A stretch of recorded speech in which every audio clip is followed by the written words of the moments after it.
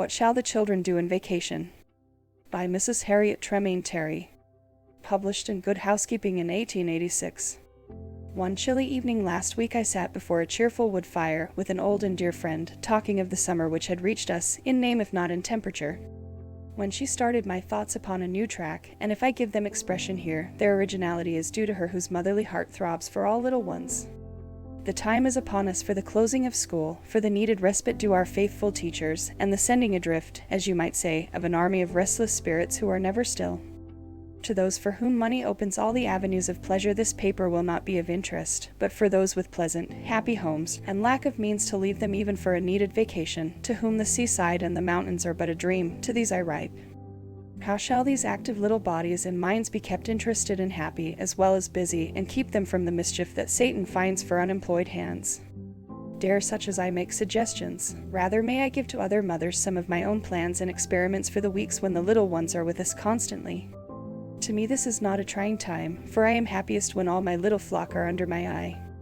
Would to God I might keep them near me always. But for plan number 1, I hope you have a garden plot. Ours is divided into 5 parts, one for each child, and each portion is planted with vegetables of their own selection. These are to be hoed, weeded, and well cared for by their owner, superintended, of course, by the one who, in their eyes at least, is the source and end of all knowledge and wisdom, their father. Right here let me pause long enough to express the wish that such fathers were more plentiful. I mean fathers who feel their own responsibility, who believe that our Heavenly Father lays the burden of parentage, if it be a burden, as heavily upon the broad shoulders of the sterner sex as He does upon the courageous little mothers who would give, if needs be, their heart's blood for their little ones. But to my text, the product of these garden plots, when in an eatable condition, is brought to my kitchen, where I buy it at a fair compensation. The transaction is recorded in a book kept for the purpose, and the bill receipted and crossed from the book when paid, thus combining both business and pleasure. Another plan which interests my boys particularly is their carpenter's shop, where all the tools are kept, and where they will do any little job of mending that they are capable of. Don't you believe they can do much? I could show you a large packing box behind my pantry door fitted with a shelf and covered with white oilcloth, which answers both for a table and a receptacle for jars and jugs. You say I could buy something better. I beg leave to doubt you. I could buy something that would answer as well, but where would be the love that was driven in with every nail because it was for Mama?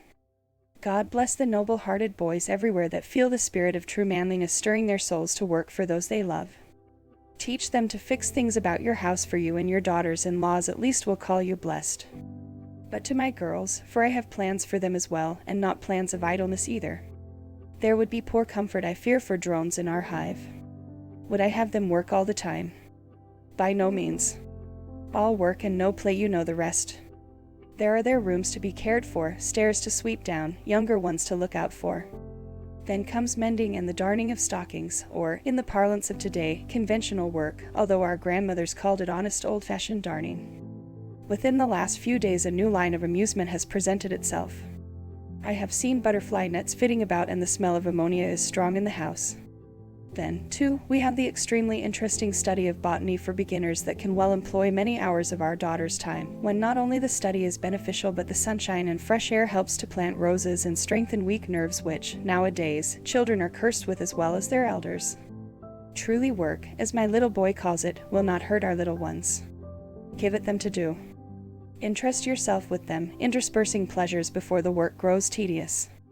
Some object to work for but fires their ardor, and the thought that they are really helping father or mother encourages and keeps alive the spirit of labor and helpfulness, beside teaching them the lesson that hearty cooperation in the family means mutual helpfulness and mutual pleasure. It seems to me that by a little painstaking thoughtfulness, on our part as parents, many plans of interest and pleasure may be developed for the good of our children during their vacation that shall tend to build them up, both mentally and physically, thus fitting them for the necessary confinement of the winter which we hope is before them.